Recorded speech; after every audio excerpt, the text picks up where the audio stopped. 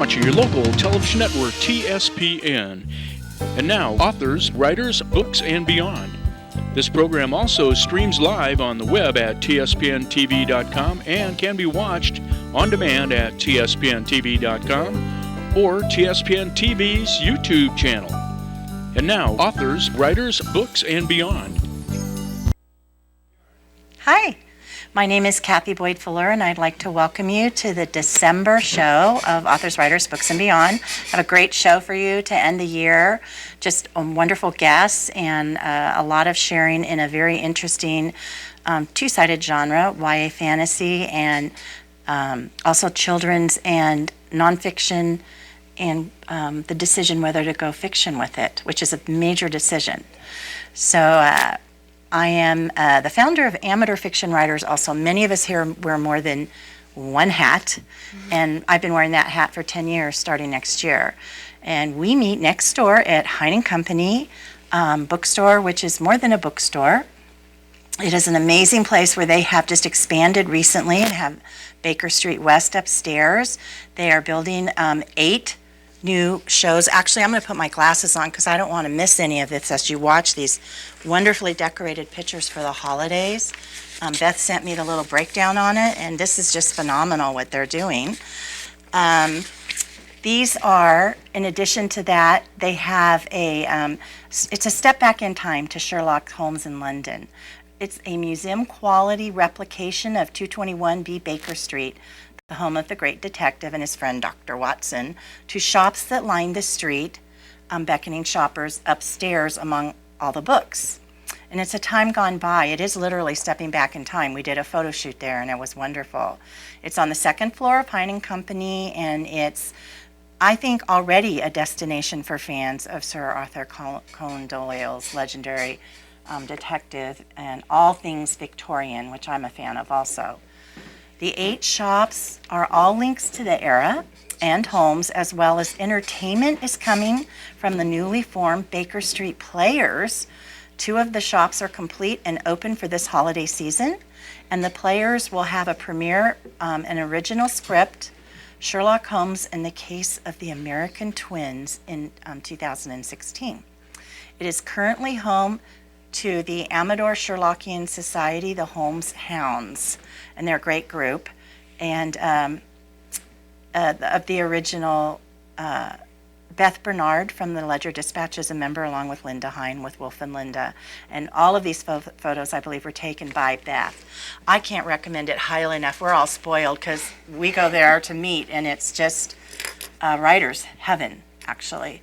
This is Carrie McAlister. She's one of my guests today. She's a poet, children's writer, and novelist, and this was taken inside Baker Street West.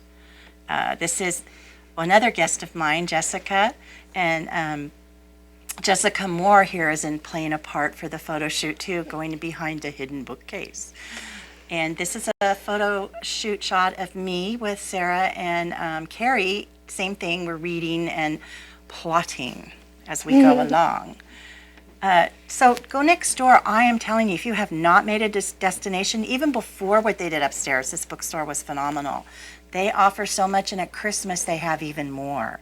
You can book teas at Mrs. Hudson's Tea Room. Just call and make the reservations. And I recommend that. They serve us tea when we critique there, and we're hooked for good, I would say. So welcome again. I'm going to start introducing my guests. On my right here is Carrie McAlister that you saw there in the photo. Thanks, welcome, Kathy. Carrie. And this is Carrie's second time? It is. In 3 years on. And Sarah Armstrong Garner wears more than one hat. She also works behind the cameras here at the station. I do. And she also does screen and stage plays, and she's also a photographer like me.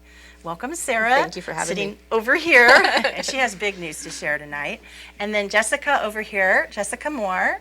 This is her first time, and we've told her how much fun it is and how quick it goes. So I have to hold to that promise. So welcome, Jess. We're Thank so you. glad to have you. Thank you for inviting me. You're welcome. Thank you for coming. I'm going to ask Carrie to start the intros after I tell you just a little bit about these books, because this show is kind of structured on this. These are books that we don't just write. This is I'm going to flash Jess's manuscript just real quick. I'm working on hers. We critique manuscripts. And this is secret, so you can't read it. I can't hold it up long enough for you to read it. But all of these books are born out of these. And we are fellow critiquers. These 3 books happen to be books I workshopped with all 3 of the authors. And the first one, Antoinette was on recently. This just released September 29th this year. It's about Mary Shelley, Mary and Bysshe Shelley and Lord Byron. Antoinette May is one of the most prolific literary writers of breathtaking prose I've ever met. And her first book is a New York Times bestseller. This is her 3rd novel.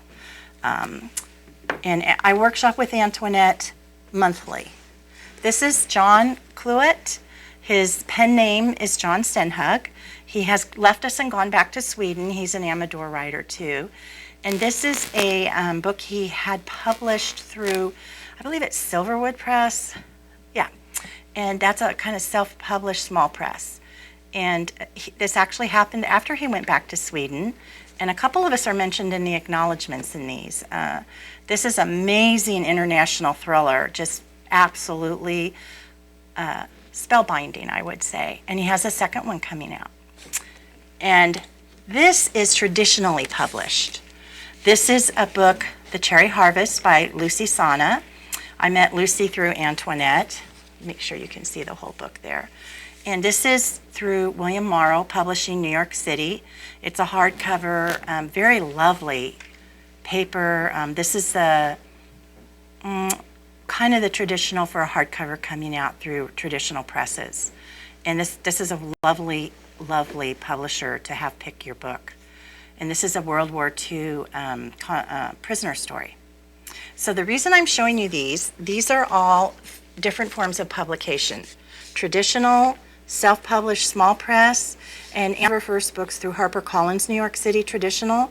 This is through Amazon's Lake Union, and they have, I believe, 28 imprints that you can go through. All of these authors have been and are agented. It just so happens that they are agented. So just to give you a little variety and difference, the covers are important because they draw the reader in. They all have really nice covers here. But it's what's inside that's most important, because our job is to be a good writer. And I mean to be a really good writer. To bring to you a story that you are caught up in, taken away, and you don't want to leave. You don't want to put down the book. And I would say for all of these, even though I first read them in this form, chapter by chapter by chapter, it comes out in this form and it's new to you because we haven't seen it like this. So excited for these. Again, I want to name Antoinette May and John Stenhug, miss you, John, and Lucy Sana. And Lucy's back in Wisconsin now, where this takes place. This story takes place in Wisconsin. So keep in mind as we go through the show, we're going to be talking about different forms of publishing because it is a daily changing publishing world. When I come back to you in January, I'll have all new info for you. It'll have changed that much by then. So we're going to go to Carrie. Can you give us an intro to TV Land? Sure. I started with Kathy in the group. It's been about 2 years now. Love it.